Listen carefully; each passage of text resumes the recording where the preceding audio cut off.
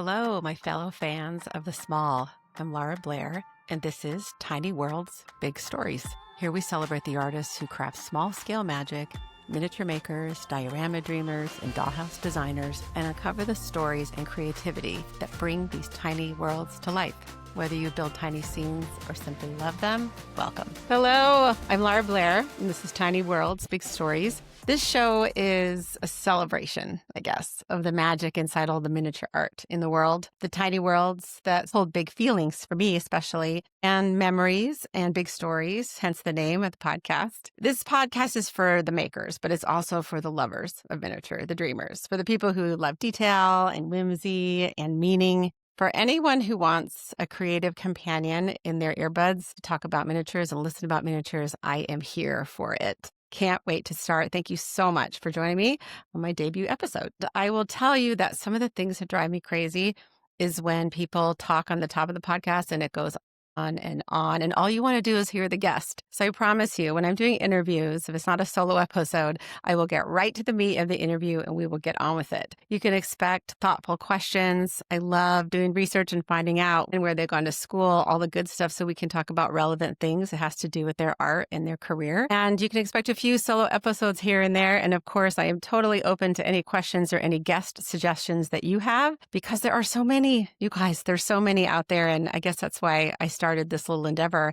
I'm so excited to talk to them and learn more. I wanted to tell you why I started this podcast, because it is kind of an interesting niche. I love miniature more than anything. I just adore it. I've loved it since I was a kid. I was into miniatures at I think age 10 is kind of when, age 10, it's great. It's a happy time. Me and my roller skates. I'm a kid of the 80s, so there was a lot of bike riding and roller skating, but I played with my dollhouse that my mom lovingly put together. She didn't have kits or anything. Actually, it was a kit, but it was very raw. And I remember her taking a nail file and doing the floors. I mean, just a labor of love. I played with that thing don't tell anybody, till I was 13. I loved my dollhouse. So there was that. And I also loved miniature food and all the things. So as I got older, especially during COVID, when things were rough, to say the least, in our country, I wanted to make art that was fun. I wanted to go back to my 10-year-old self. I'm a photographer by trade. I guess I'm semi-retired now. I had been doing it for 25 years and I was ready for something different. And I was making art as I went along. I had my portrait studio, but I was also making art. So when I closed the studio, I just went for it. And now I'm an artist full-time, which is the dream. And when I started this art career, a lot of my things ended up being the stuff that made me happy when I was 10. So donuts is where it started. I know it's strange. I made these fake donuts. It's clay and all kinds of fun polymer clay, but also plaster and some other things. And I would put tiny people in the scenes, like in dioramas or in shadow boxes. And then it went from there, and I started doing bell jars. And the bell jar scenes are super fun. If you can see, there's little levers underneath this mushroom. So I would make the scene, put the tiny people in there. I have a 3D printer, so I would print the people, paint them. Those of you who work on tiny people with tiny paints, add respect. It's not easy. And then I started really wanting to make meaning with my art. So I started working with hearts and plaster and ceramics. And this is a piece where it's a little lady climbing up to water the flowers in the heart. I think a lot of my stuff is it's deep for me. It's meaningful to me. And it's meaningful, I guess, to a lot of women. I tend to sell to a lot of women. I have a gallery that represents me here in my little town, and I love it. And it's fantastic. So along the way, I started following all of the other artists, and I just couldn't get enough. And I found a great podcast, Mad About Miniatures, with Becky Gannon. She's adorable. And I loved it. So when I would finish that, I go, okay, let's find another one. So I thought, you know what? I'm just going to make the thing that I want to hear, which is I want to hear from artists and where their inspiration is, what their techniques are, because I'm starting to learn some new techniques and very excited about just their history. How do they get to this? Because a lot of times when you tell people you like miniatures, they're like, dollhouses? What? And it's so much more than that. It's just such a huge, I think, a huge community. It's the most supportive community I've ever been a part of. And I love that. Miniaturists always help each other out. And so that's why I'm doing this. I just want to be inspired by them, and I want to inspire you by bringing on the guests. That's the impetus for this podcast. So every episode will have a short welcome from me and then a conversation with an artist who creates worlds in miniature. We'll talk about how they got started, what inspires them, how they overcome creative blocks, what fuels their imagination, why their work matters. And every so often, I'll pop in with a tiny solo reflection, but for the most part, I'm really just interested in hearing from all the artists out there. This will be a little spark for your creative week. I'm hoping to have it be weekly. And if If it's not, we'll see how it goes. But I have a funny feeling there's so many artists out there. I'm going to want to do it as much as I can. So let's hope,